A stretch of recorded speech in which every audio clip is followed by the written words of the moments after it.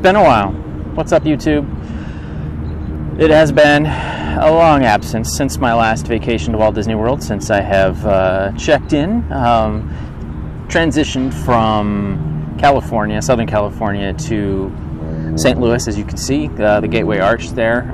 It's taken a little longer to get settled than I'd wanted to, but I'm back. There's a lot to cover. It's an air show behind me. Outtakes. I want to see the plane.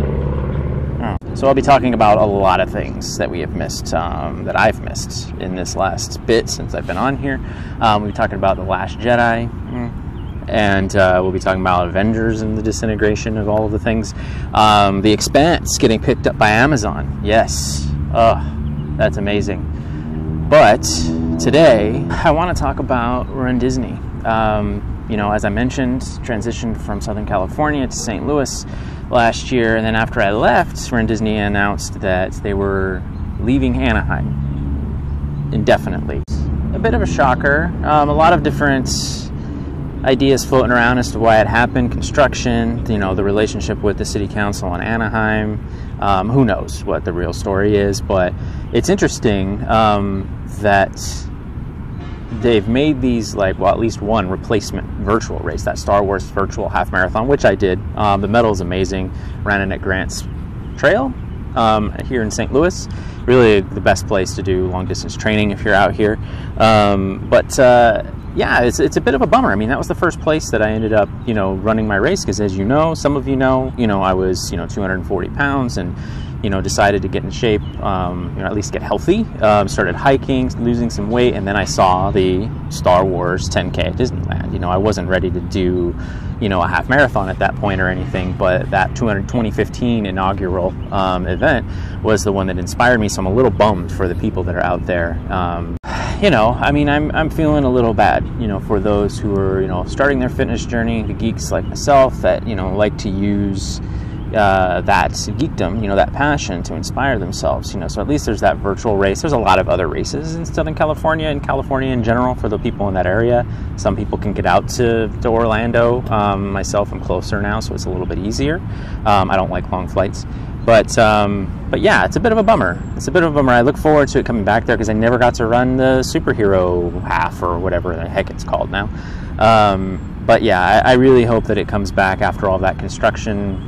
Who knows? I mean, it's speculating what, 2019, 2020? Who knows? But please, runDinsney, come back, go back to Southern California, to Disneyland, make something happen. At least maybe move the superhero race out to Orlando. That would be pretty cool, Don't ditch it all together. Come on.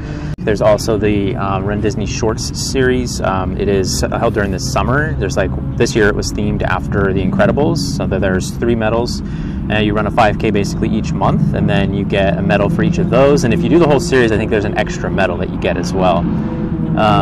Which is pretty cool. I signed up for it this year. I don't know if you can tell, this is what happens when you actually do one of these, when there's an air show next to you. I might be able to plan a little bit better next year, but I hope that you can still hear me over all of these planes. You can basically just turn training runs for other races into something that you can get medals for, which is pretty friggin' awesome. This one plane has been going for 10 bleeping minutes. I'm ready for it to be done. I'm sure the crowd is really enjoying it, but I brought this on myself. I'm ready to see him ride off into the sunset, though, honestly. So moving on, one thing that I wanted to talk about was there's some race etiquette issues. You run into it a lot of places, a lot of races, but really stands out during these runDinsney races, one of which is first, in the beginning of the race, before anything starts, you have these really crowded corrals. If you've been in these runDinsney races, you know what I'm talking about. 10, 12,000 people all hurled together in these corrals. And what a lot of people end up doing is doing their warm-ups in these crowded corrals. Please don't. Please stop. Waving the leg back and forth and doing little sprints and everything. Do it before you get in the corral. I know it's early. I know these races that you have to get in there 4:30, 4:45, maybe 5, something like that. But get your warm-ups done before you get in there, please. The other thing that I wanted to talk about with these runDinsney races, really any race, is this whole raising your hand and indicating that you're going to start walking. It's not enough. You need to actually look around you. to see if there's anyone that's going to run into you if you just suddenly stop. I just had this happen to me today at a race. It was a small race, but they just raised their hand and stopped right in the middle. At this race, they raised their hand, they would stop, and it's like, if someone's right behind you, you don't actually look, treat it as if you're on the road. You know what I mean? Like, and then these runDinsney races are so crowded. The last race that I ran at Disneyland was the Star Wars 10K. That 10K that had the BB8 medal that you used as a pizza cutter. And I remember being at, I can't remember what mile marker it was. I think it was running through Cars Land, and it kind of narrows down a little bit, and people were just raising their hands and stopping. Just like when you're driving, you look over to make sure that there's no one in your blind spots that's going to run into you if you do this. You know what I mean? So please, if you're going to raise your hand to indicate that, also look over your shoulder, please, to make sure that I'm not going to run into the back of you, because, you know, I can't really bounce back from an injury like I used to be able to. I'm sure the other people would appreciate that as well. Deal? And lastly, I'm going to need a little bit of help. So I transitioned, as I mentioned, from being in California, being out here in St. Louis. So I was an annual pass holder in Southern California, so I got to go to the parks a lot. So this has been a difficult change. I mean, I've gone to the parks in Orlando once for a week, and that was amazing with my homies. What's up? And that held me over for a while, but I'm really starting to feel it, like that not being there all the time, even just having it as a backdrop for hanging out.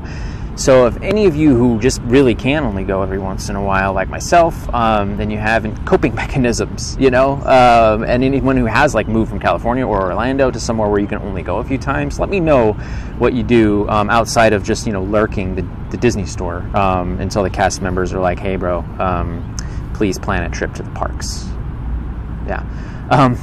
But I don't do that. I don't know what you're talking about. But yeah, so let me know. Hit me up on Chasing Geekdom on everything. I was just about to list everything, you know, Instagram, Twitter, Facebook. Just say, hey, comment below. Make sure to subscribe to this channel. Let me know where yours is so we can subscribe to each other.